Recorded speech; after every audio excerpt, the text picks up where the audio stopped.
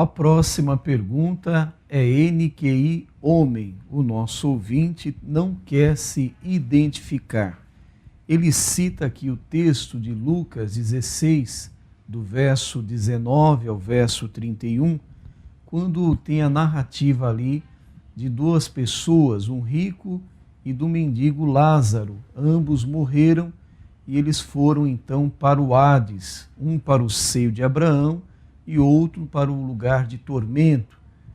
E então esse ouvinte, esse consulente, pede para o pastor falar um pouco sobre a realidade da morte.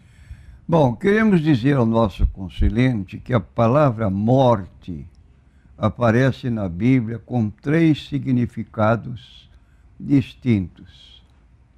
Quando lemos o primeiro livro da Bíblia, o livro de Gênesis, que tomamos conhecimento da queda do casal desobedecendo a Deus, partindo primeiro da mulher que ouviu a voz da serpente, tomou do fruto, comeu, deu ao seu esposo e também comeu, houve uma providência divina com relação ao casal.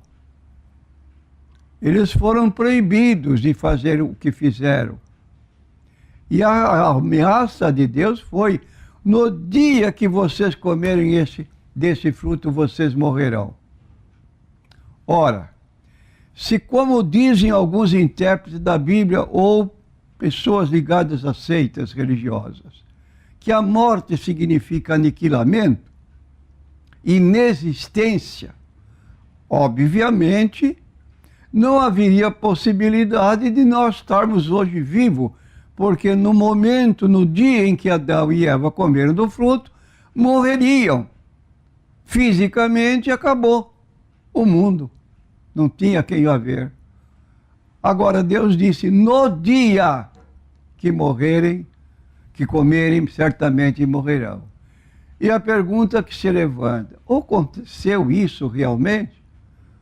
Aconteceu a morte do casal no dia que comeram do fruto proibido? Sim, exatamente aconteceu.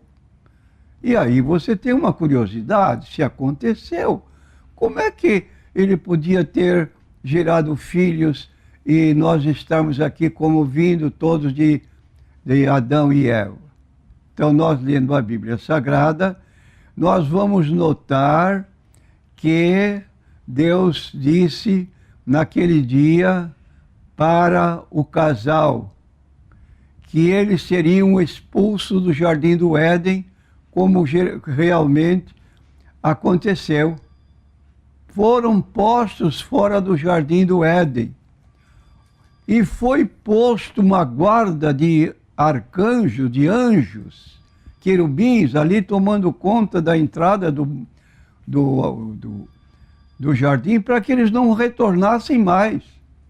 Então, esta colocação de serem expulsos do Jardim do Éden indica a morte.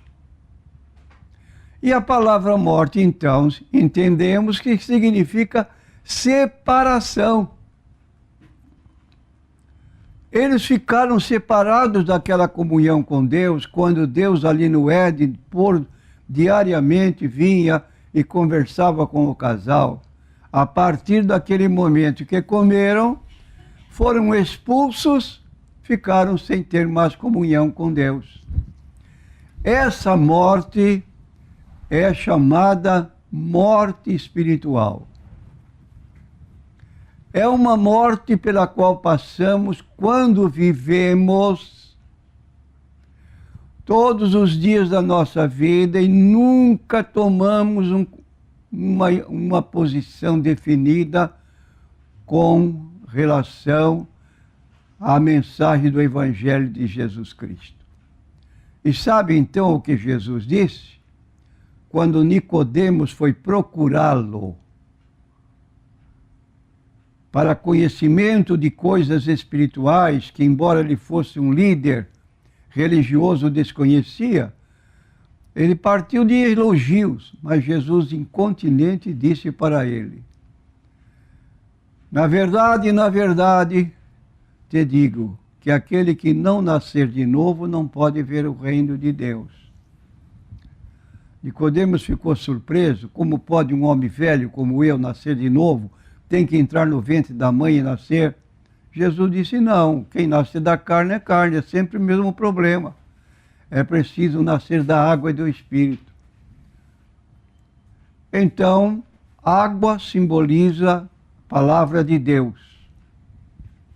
É uma água que limpa interiormente.